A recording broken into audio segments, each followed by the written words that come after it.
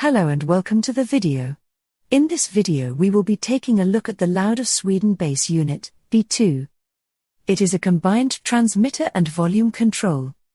In the box you will find the B2 transmitter and volume control, audio cable, and power supply.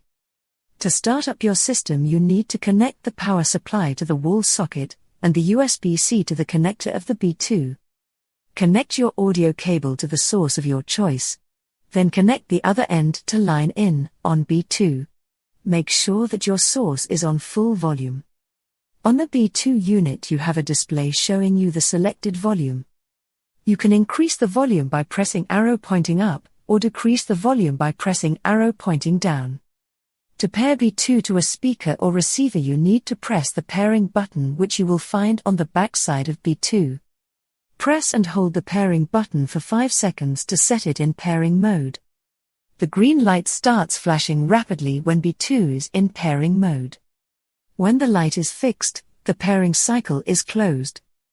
On the back side of B2 you will also find the volume zones A, B, C, D.